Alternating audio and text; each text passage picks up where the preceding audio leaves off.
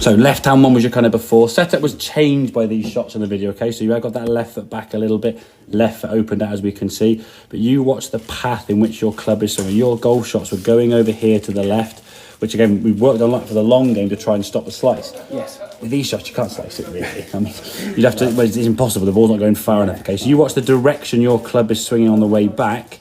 As you go back here now, that club almost hits the noodle on the way back. Yeah. As you get to back here, that club's way behind you. So at this point here now, your club is basically swinging the golf ball over to there. Right, so the problem when you change that direction is your low point now is going to be back here too much, which means you are fat the shot or thin the shot, one of the two. And generally when we're chipping, it's probably better to catch it thin and get something rather than studge the ground, especially as the ground's getting softer, hit the ground and go nowhere, yeah? So the club wants to be hinging up a little bit more on these short shots and coming back straighter.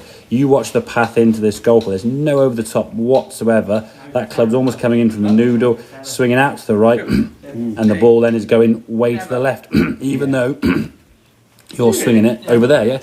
So you're swinging out to the right and the ball then still goes left and your brain goes, why has it gone way to the left? What have I done? I know I'll swing further right.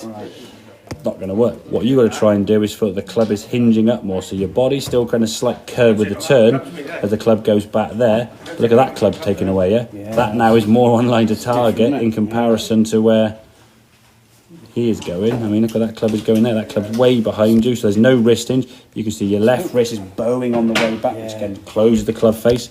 And I think you've got to distinguish between short game and long game as a slightly different shot, yeah?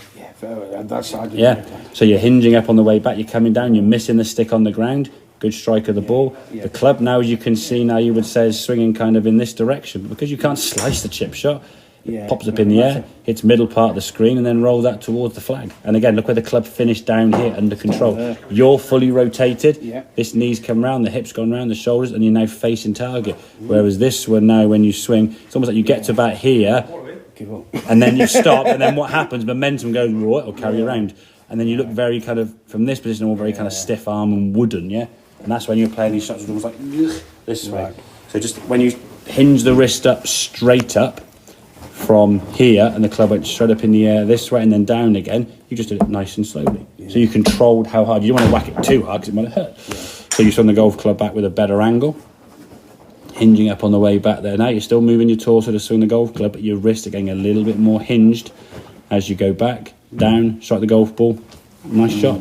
So getting that sensation, there's a little bit of set or hinge with the wrists.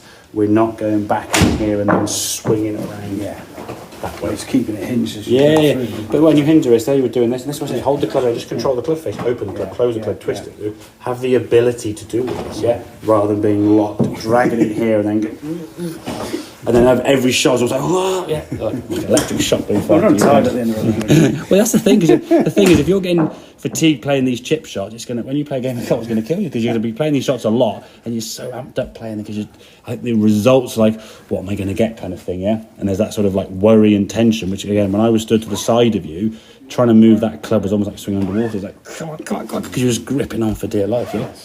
So get that hinge of the work on the club on the way back, hinge up, and then bosh. Lovely shot. Okay, mate. Brilliant. Very good.